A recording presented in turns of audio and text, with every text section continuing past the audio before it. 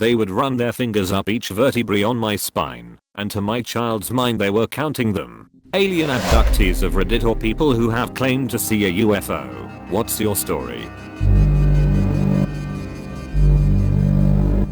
First time I ever tried to write this down. First time telling anyone outside the family. I'm leaving out time and location and some other details because I'm still scared of what might happen with it publicly, I guess. Summer before 8th grade, me and 2 of my friends snuck out at midnight to go walk around the neighborhood and go see these girls on the next block who were having a sleepover.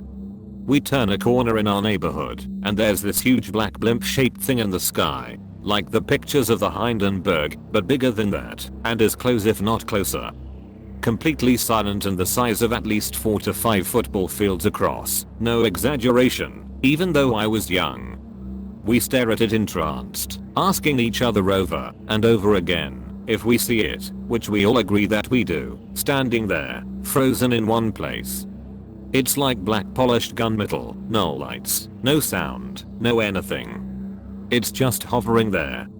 And then I don't know what happened, but time clearly jumps.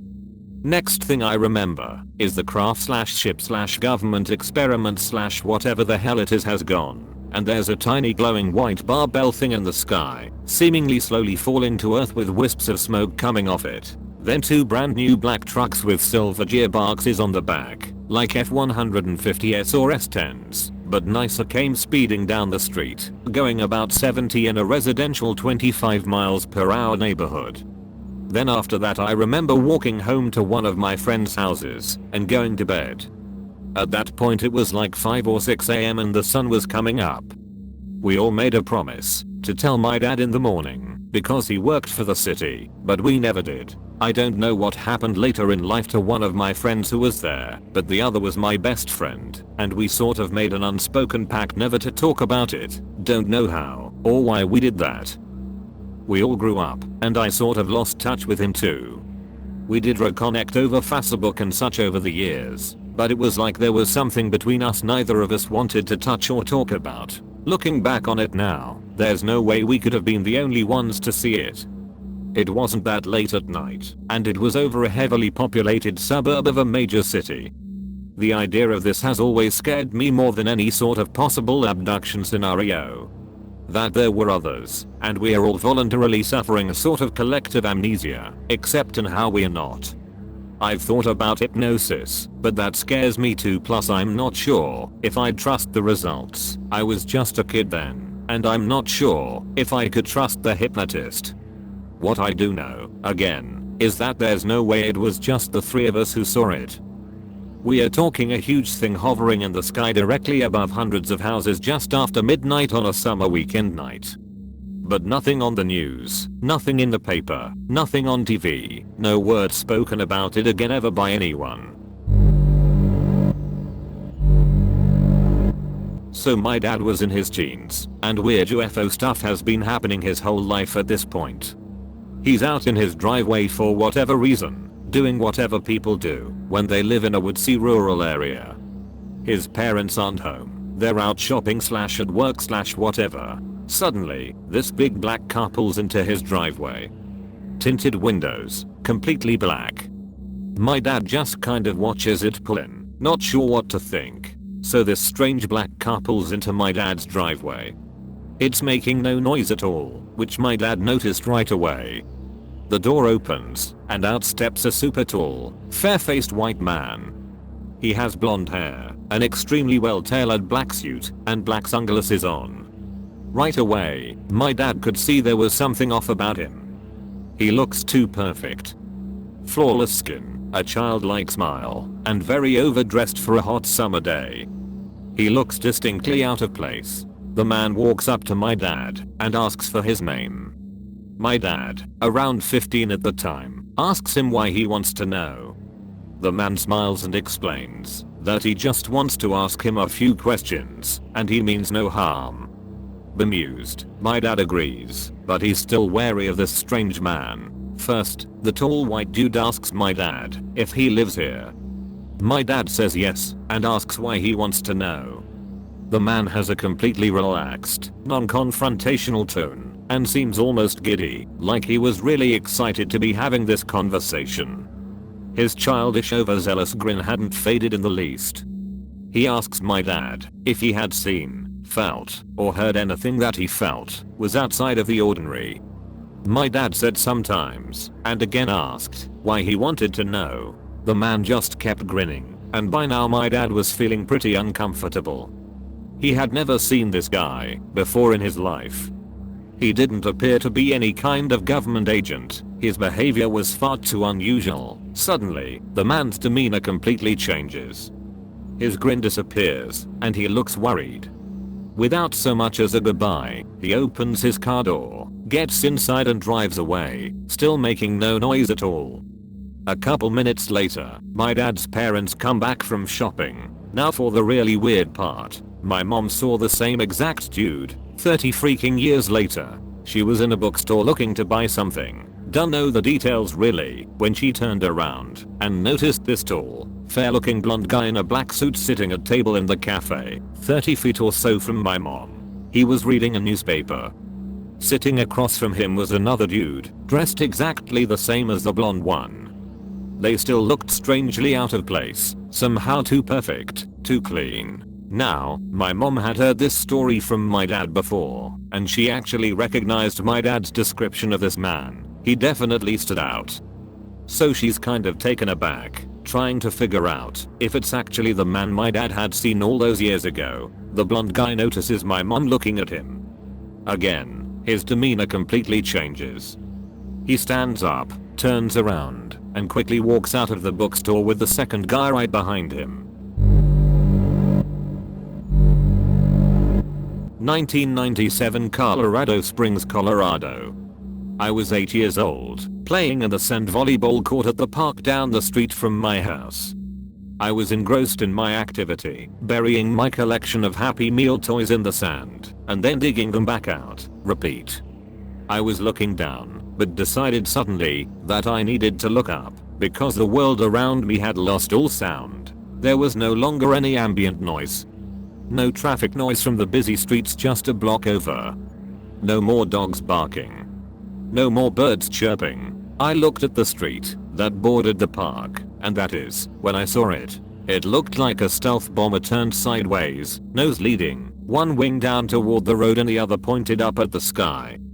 Completely shiny black in color, as tall as a house, shaped like an arrowhead. It was cruising the street at 3 miles per hour. Just gliding over the road. I watched it for maybe 20 seconds. As soon as it had passed behind some 2-story houses and out of my sight, I got my hearing back full force. I ran home with my piss-soaked pants and never spoke a word of it to anybody. Someone replied, "Okay." I'm crapping my pants. I know a lot of people are cracking jokes about this, but in 1997, I lived in Monument, 20 miles north of Colorado Springs. I saw this too. Except it was in the sky. Now, I lived right across from the Air Force Academy, so I was used to planes going overhead, but this black arrowhead-shaped object was moving far too slowly to be any type of Air Force plane. Both my mom and I watched it inch across the sky for about 30 seconds. Literally, this thing was moving freakishly slow. I have no idea how it was able to stay aloft before either of us thought to grab a camera. By the time we got back outside, it was gone.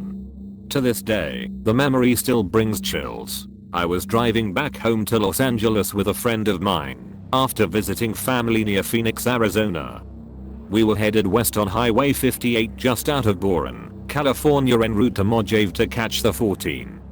It was night and we were jamming out to some music. The next thing I know I'm waking up, looking around and realizing that I was pulled over on the side of the road and that approximately 3 hours had passed. My buddy was fast asleep, so I woke him up and we both kind of had a psychological meltdown. After we calmed down a little we went home and never really spoke of it since. I have absolutely no idea when or how we transitioned from listening to loud music and driving down the road to waking up safe on the side of the road. I've seen a couple of weird lights occasionally, and I have no recollection of being abducted, but When I was 12 or so, I felt something hard and round in my earlobe. I told everyone, and they said it was just an under the skin zit, pretty normal for someone my age. But it was there for 6 months. Annoyed, I decided to do some self-surgery.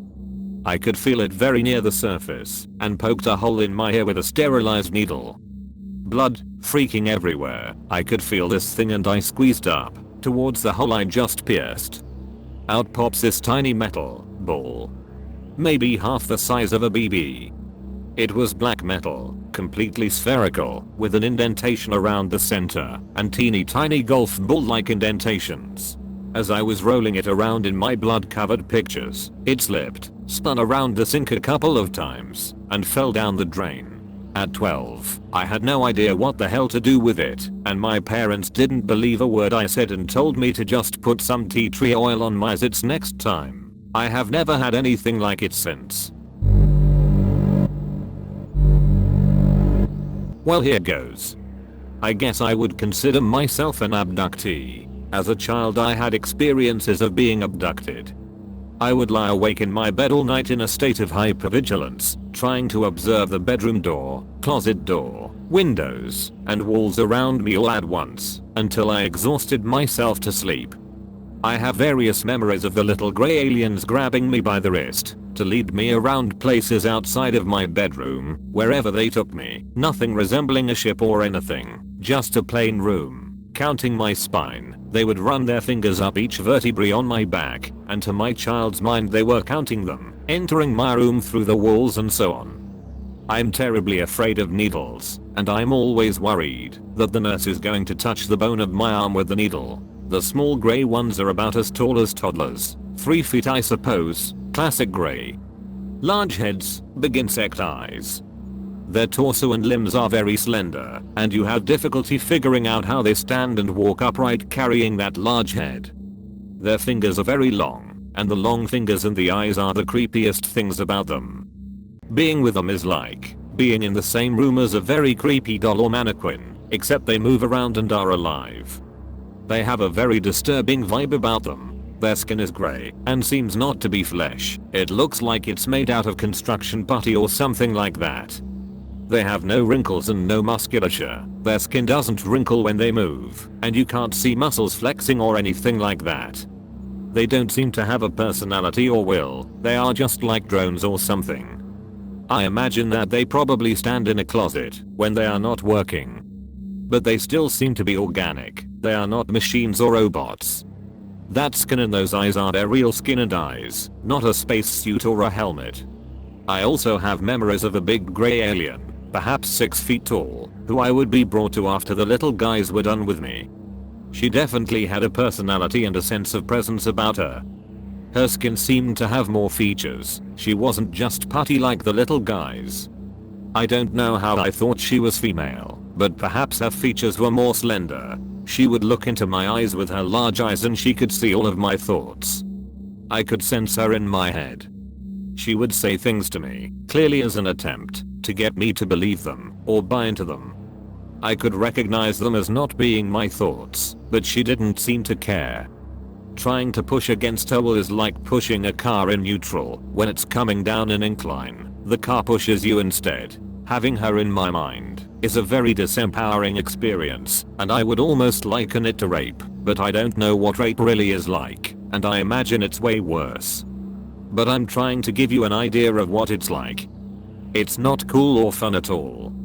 Someone else is in your innermost sanctum, your own mind and thoughts, and you didn't invite them, you don't want them there, and they are just doing whatever the hell they want. At various times, she told me, telepathically, don't make too much trash, or people will get sick, and stop cutting down so many trees. She also told me we are very grateful for your help, you're a big help to us in our project, and don't tell other people about us, because they can't see us, and they will only get upset. She tried to make me feel positive about me being there, but I wasn't having any of it. I only wanted them to take me back home. I had no idea where I was. Thank you for watching. If you enjoyed this content, please like, share and subscribe, so we can give you more.